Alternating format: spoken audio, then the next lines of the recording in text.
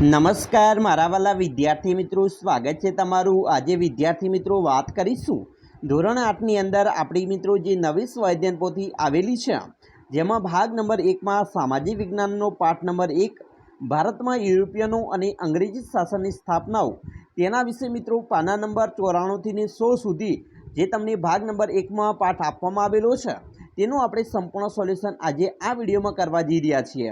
તો ચાલો વિદ્યાર્થી મિત્રો વિડીયોની શરૂઆત કરીએ। તેના પહેલાં તમે ખાસ કરીને ચેનલમાં નવા છો તો વાલા વિદ્યાર્થી મિત્રો ચેનલને સબસ્ક્રાઈબ કરી વિડીયોને લાઇક અને શેર કરવાનું પણ ન ભૂલતા, જેથી કરી અમે તમારા સુધી ધોરણ 8ના તમામ વિડીયો છે એ મોકલી શકીએ। પ્રશ્ન નંબર મિત્રો 1 આપેલ છે। નીચે આપેલ દરેક પ્રશ્નના ઉત્તર માટે આપેલ વિકલ્પ છે તેમાંથી સાચો વિકલ્પ શોધીને લખવાનો છે। પહેલો વિકલ્પ છે પ્રાચીન અને મધ્યકાલીન ભારતમાંથી કઈ ચીજ વસ્તુઓની યુરોપના દેશોમાં નિકાસ થતી। તો અહીંયા મિત્રો 4 ઓપ્શન આપેલા છે: સુતરાઉ કાપડ, રેશમી કાપડ, મરી મસાલા તેજાના અને ગળી સુરોખાર। તમામે તમામ વસ્તુની નિકાસ થતી, એટલે કે આપણો ડી ઓપ્શન છે ઉપરોક્ત તમામ એ સાચો છે। પ્રશ્ન 2, ભારત આવવા માટેનું જળમાર્ગ શોધવાનો પ્રયત્ન કયા નાવિકે નહોતો કર્યો? તો ડી છે પ્રિન્સ હેનરીએ નહોતો કર્યો। બાકીના ત્રણે જે મિત્રો નાવિકો છે તેમણે કરેલો હતો। 3, યુરોપથી ભારત આવવા માટે કયા 2 મહાસાગરોમાંથી પસાર થવું પડે? તો આર્કટિક અને એટલાન્ટિક મહાસાગરમાંથી પસાર થવું પડે। 4, યુરોપમાંથી મિત્રો ભારત આવનાર પ્રજાનો યોગ્ય ક્રમ? તો પોર્ટુગીઝ, ડચ, અંગ્રેજો અને ફ્રેન્ચો એ મિત્રો યોગ્ય ક્રમ છે। 5, પોર્ટુગલ પ્રજા વિશે કયું વિધાન યોગ્ય નથી? તો ડી છે પોર્ટુગીઝોએ પોતાની પહેલી કોઠી બંગાળના સિરમપુરમાં સ્થાપી હતી, એ યોગ્ય નથી। 6, પોર્ટુગીઝોએ ભારતમાં મેળવેલ વ્યાપારી સંસ્થાઓનો સમયકાળ મુજબ ક્રમિક રીતે ગોઠવો? તો જેમાં મિત્રો ગોવા, પછી વસઈ, દીવ અને દમણ આવશે। 7, યુરોપિયન પ્રજા અને તેના અમલદારો પૈકી નીચેની કઈ જોડ યોગ્ય નથી? તો જર્મન કોલમ્બસ છે એ યોગ્ય નથી। 8, નીચે પૈકી કયા ગવર્નર જનરલ અંગ્રેજ નથી? તો ફ્રાન્સિસ્કો દ અલ્મેડા એ ગવર્નર જનરલ અંગ્રેજ ન હતો।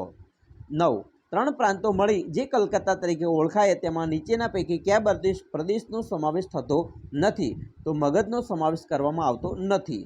10, ભારતમાં પોર્ટુગીઝ સંસ્થાની સ્થાપના કોણે કરી હતી? તો જવાબ આવશે બી, અલ્બુકર્કે। 11, કર્ણાટક વિગ્રહો કઈ 2 યુરોપિયન પ્રજાઓ વચ્ચે થયેલા? તો જવાબ આવશે એ, અંગ્રેજો અને ફ્રેન્ચો વચ્ચે। 12, અંગ્રેજોના વીરતાથી સામનો કરીને વીરગતિ પામનાર શાસક નીચે પૈકી કોણ હતો? તો જવાબ આવશે ટીપુ સુલતાન। આ હતા આપણા 12 વિકલ્પો। હવે આપણે જોઈશું પ્રશ્ન 2 નો અ છે નીચેના વિધાનોની ખલગ્યા પૂર્ણ કરો। પહેલો પ્રશ્ન છે 1453માં તુર્કોએ ખલગ્યા જીતી લીધું? તો કોન્સ્ટેન્ટિનોપલ। 2, સર ટોમસ રોયે ખલગ્યા પાસેથી ભારતમાં વ્યાપાર કરવા માટેની પરવાનગી મેળવી હતી? તો જવાબ આવશે જહાંગીર। 3, મોગલ બાદશાહ ખાલગ્યાએ અંગ્રેજોને બંગાળમાં મુક્ત વેપાર કરવાની મંજૂરી આપી? જવાબ આવશે ફારૂકશીયર। 4, મૈસૂર રાજ્ય ખાલગ્યાના નેતૃત્વમાં સૌથી શક્તિશાળી બન્યું હતું? જવાબ આવશે ટીપુ સુલતાન। 5, પાણીપતના ત્રીજા યુદ્ધમાં ખાલગ્યાની હાર થઈ હતી? તો જવાબ આવશે મરાઠાઓની। પ્રશ્ન 2 નો બી છે મને ઓળખો હું કોણ છું? પહેલો પ્રશ્ન છે મેં ભારત આવવા માટેનો જળમાર્ગ શોધ્યો હતો? તો જવાબ આવશે વાસ્કો દ ગામા। બીજું, અમે ગોલકોંડાના શાસક પાસેથી ફરમાન મેળવી પોતાનું સ્થાન જણાવ્યું હતું? જવાબ આવશે ડચ। ત્રીજું, હું કોલકાતામાં આવેલ અંગ્રેજોનો કિલ્લો છું? જવાબ આવશે ફોર્ટ વિલિયમ। ચોથું, હું હૈદર અલીનો પુત્ર છું? જવાબ આવશે ટીપુ સુલતાન। 5, મારી પરિષદમાં એક કાયદા સભ્યને નિમવામાં આવતો? જવાબ આવશે ગવર્નર જનરલ। પ્રશ્ન 2 નો સી છે ખોટા વિધાનો પર છેકો મારી નીચેના વિધાનો સાચા બનાવો। ચાલો આપણે મિત્રો ખોટા વિધાનો ચેકી દીધેલા છે, ડાયરેક્ટ જવાબ બોલીશું। પહેલો પ્રશ્ન છે સાગરના સ્વામી તરીકે પોર્ટુગીઝો ઓળખાતા? ફ્રેન્ચો નહીં। બીજું, ફ્રેન્ચોએ સૌપ્રથમ શ્રીલંકા પર આક્રમણ કર્યું, નેપાળ ઉપર નહીં। ત્રીજું, મીર જાફર વિશ્વાસઘાતને કારણે સિરાજ ઉદ્દૌલાની સેના હારી હતી, ટીપુ સુલતાનને કારણે નહીં। ચોથું, ભારતમાં પોલીસ તંત્રની સ્થાપના રોબર્ટ કોર્નવાલિસે કરી હતી, રોબર્ટ ક્લાઇવે નહીં। 5, હૈદર અલીનું મૃત્યુ બીજા મૈસૂર વિગ્રહના સમય થયું હતું, ત્રીજામાં નહીં। હવે પ્રશ્ન 3 નો અ છે નીચે આપેલા પ્રશ્નોના એક વાક્યમાં કે 2 વાક્યમાં જવાબ આપવાના છે। પહેલો પ્રશ્ન છે યુરોપના દેશોમાં ભારતની કઈ કઈ ચીજવસ્તુઓની માંગ હતી? તો જવાબ આવશે યુરોપના દેશોમાં સુતરાઉ કાપડ, રેશમી કાપડ, મરી મસાલા તેજાના, ગળી સુરોખાર, ઇમારતી લાકડા, અફીણ વગેરે ચીજવસ્તુઓની માંગ હતી. બીજું, વાસ્કો દ ગામા કાલિકટ બંદરે ઉતર્યો ત્યારે ક્યાં રાજાનું શાસન હતું? તો સામુદ્રિક યાની કે જામોરીન રાજાનું શાસન હતું. ત્રીજું, પ્લાસીના યુદ્ધ પછી કયો પ્રદેશ અંગ્રેજોના કબજામાં આવી ગયો? તો જવાબ આવશે બંગાળ છે એ અંગ્રેજોના કબજામાં આવી ગયો. 4, બક્સરનું યુદ્ધ કોની કોની વચ્ચે થયું, તેનું પરિણામ શું આવ્યું? તો જવાબ આવશે બક્સરનું યુદ્ધ મિત્રો ઈસવીસન 1764માં બંગાળના પૂર્વ નવાબ મીર કાસિમ, મુગલ શહેનશાહ શાહ આલમ તથા અવધના નવાબ સંયુક્ત લશ્કર અને અંગ્રેજો વચ્ચે થયું અને આ યુદ્ધમાં અંગ્રેજોની જીત થઈ હતી. 5, મરાઠાઓએ પોતાના રાજ્યને કયા કયા વિભાગમાં વહેંચ્યું હતું? તો જવાબ આવશે મરાઠાએ પોતાના રાજ્યને સિંધિયા, હોલકર, ગાયકવાડ અને ભોસલે જેવા રાજવંશોમાં વહેંચ્યું હતું. 6, અંગ્રેજોના શાસન દરમિયાન ભારતના વહીવટીતંત્રનો સર્વોચ્ચ વડાને શું કહેવાય છે? તો એને મિત્રો ગવર્નર જનરલ કહેવાય છે. 7, ભારતમાં સંધિ સેવાઓ કોણે શરૂ કરી? તો જવાબ આવશે કોર્નવોલિસે શરૂ કરી હતી. 8, અંગ્રેજોના શાસન દરમિયાન ન્યાયાધીશો અને અન્ય કયા નામે ઓળખાતા? તો મિત્રો અન્ય મુનસબ અને અમીન નામે ઓળખાતા હતા. 9, મરાઠા યુદ્ધો પછી પેશવાને પુણેમાંથી હટાવી ક્યાં મોકલી દેવાયા? તો મિત્રો કાનપુર પાસે બેઠુર મોકલી દેવાયા હતા.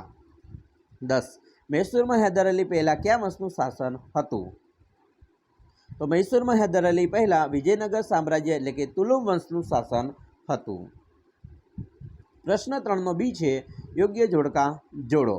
અહીંયા મિત્રો જોઈશું, પહેલું છે પોર્ટુગીઝ, તો જવાબ આવશે ડી, તેઓ ફિરંગીઓ તરીકે પણ ઓળખાતા. બીજું ડચ, તો જવાબ આવશે તેઓ વલંદા તરીકે પણ ઓળખાતા. અંગ્રેજો, તો બી, તેઓ ભારતના સર્વોપરી બન્યા હતા. 4, ડેનિશ, જવાબ આવશે એ, તેઓ ભારતમાં વ્યાપારમાં આગળ વધી શક્યા નહીં. અને 5, ફ્રેન્ચો, તો જવાબ આવશે મિત્રો સી, ચંદ્રગીરીમાં રાજા પાસેથી મદ્રાસને પટ્ટે લઈ કોઠી સ્થાપી. પ્રશ્ન 4નો આ છે નીચે આપેલા શબ્દોની સંકલ્પના સમજાવો, જેમાં છે પહેલું એકાધિકાર. એકાધિકાર એટલે એક હતું સત્તા, સર્વોક્ત્યાશાહી, તેમાં ઇજારો, ઠેકો, જેમાં કોઈ એકના હાથમાં સત્તાના બધા સૂત્રો હોય તેને એકાધિકાર કહેવાય. બીજો પ્રશ્ન છે સંસ્થાન. સંસ્થાન એટલે પ્રદેશ, જે તે ક્ષેત્રમાં વ્યાપાર કરવા માટે નક્કી કરાયેલા પ્રદેશને સંસ્થાન કહે છે. ત્રીજું, દ્વિમુખી શાસન. કોઈ પ્રદેશનું શાસન બે જુદી જુદી શાસન પદ્ધતિથી ચાલતું હોય તેને દ્વિમુખી શાસન પદ્ધતિ કહે છે. પ્રશ્ન 4નો બી છે ઐતિહાસિક કારણો આપો.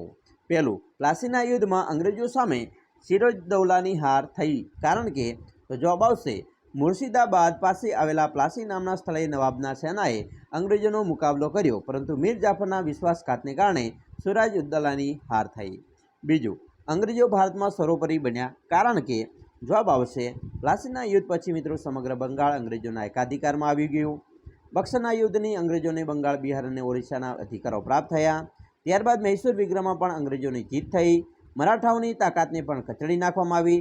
આમ વિંધ્યાચળથી લઈને દક્ષિણના બધા જ ભાગ પર અંગ્રેજોની સત્તા સ્થપાઈ. હવે જોઈશું ત્રીજું, વેલેસ્લીએ ભારતીય સનદી સેવામાં આવતા બ્રિટિશરો માટે તાલીમી સંસ્થાની સ્થાપના કરી, કારણ કે જવાબ જોઈશું ઉચ્ચ વહીવટીતંત્ર, નાગરિક સેવાઓ, સેના, પોલીસ અને ન્યાયતંત્ર જેવા મહત્વપૂર્ણ વિભાગમાં ઊંચા હોદ્દાઓ માટે યોગ્ય અને સક્ષમ અંગ્રેજ અધિકારીઓની નિમણૂક કરી શકે તે માટે તાલીમ સંસ્થાની સ્થાપના કરી. નંબર 4, ટૂંકનું લખો. Vasco da gamma. Vasco da gamma મિત્રો પોર્ટુગલ નાવિક હતો. તે ઈસવીસન 1498માં કાલિકટ ખાતે આવી પહોંચ્યો હતો. તેણે પોર્ટુગલથી આફ્રિકા અને આફ્રિકાથી ભારત આવવાનો નવો જળમાર્ગ શોધી કાઢ્યો હતો. ઈસવીસન 1498માં વાસ્કો દ ગામા આવ્યો ત્યારે કાલિકટમાં રાજા સામુદ્રિક રાજ્ય કરતો હતો. તેણે પોર્ટુગીઝોને વ્યાપાર કરવાની સંમતિ આપી હતી. હવે બીજો છે કોર્નવોલિસના સુધારા. ચાલો જોઈએ. એનો મિત્રો જવાબ છે ગવર્નર જનરલ કોર્નવોલિસ આ પ્રમાણે સુધારા કર્યા, જેમાં કંપનીની બાહોશ અમલદારી મળી રહે એ માટે તેમણે ભારતમાં સંધિ સેવાઓ શરૂ કરી. તેમણે કંપનીના કર્મચારીઓને વ્યાપાર પર પ્રતિબંધ મૂકી ભ્રષ્ટાચાર વિરુદ્ધ નિયંત્રણો મૂક્યા. તેણે મહેસૂલી તંત્ર અને ન્યાયતંત્રને એકબીજાથી અલગ કર્યા. તેણે બંગાળની 23 જિલ્લાઓમાં વહેંચી નાખ્યું અને દરેક જિલ્લા પર કલેક્ટરની નિમણૂક કરી અને એ કલેક્ટરોને જિલ્લાને લગતી વહીવટી અને ન્યાયિક વિષયક સત્તાઓ સોંપી. ત્રીજો પ્રશ્ન છે બ્રિટિશ શાસન સમયની લશ્કરી વ્યવસ્થા. પ્રશ્ન જોઈનો મિત્રો અહીંયા જવાબ છે કે ભારતમાં બ્રિટિશ શાસનની વિશિષ્ટ લશ્કરી નીતિના કારણે અસ્તિત્વમાં આવ્યું હતું. તેનું લક્ષ્ય ભારત જીતવાનું તેમજ ભારતના આંતરિક વિદ્રોહને દબાવવાનું અને બ્રિટિશ ભારતના સામ્રાજ્યનો વિકાસ કરવાનો હતું. તેમાં સફળ નીકળ્યા હતા. કંપનીની સેનામાં અનેક ભારતીય સૈનિકો તરીકે જોડાયા. અંગ્રેજો માત્ર ઉચ્ચ અધિકારીઓ બની શકતા ભારતીય લશ્કરમાં સુબેદારથી મિત્રો ઊંચા હોદ્દા ધરાવી શકતા નહીં અને સૈનિકોને નિયમિતપણે માસિક પગાર મળતો. હવે આપણે પ્રશ્ન 6 જોઈશું, જેમાં નીચે આપેલા શબ્દો ચોરસમાંથી મિત્રો ભારતમાં આવેલી યુરોપિયન પ્રજાઓ અને અંગ્રેજો દ્વારા લડાયેલા યુદ્ધો અને ગવર્નર જનરલના નામ શોધીને લખવાના છે. અહીંયા વિદ્યાર્થી મિત્રો દરેક આપણે નામો શોધેલા છે, તમે અહીંયા જોઈ શકો છો અને આવી રીતે તમારે પણ મિત્રો કોષ્ટકની અંદર ગોળ રાઉન્ડ કરવાના છે. હવે આપણે જોવાના છીએ કે ભારતમાં આવેલી યુરોપિયન પ્રજાઓ જેની અંદર જોઈએ તો ફ્રેન્ચ, અંગ્રેજો, પોર્ટુગીઝો અને ડચ.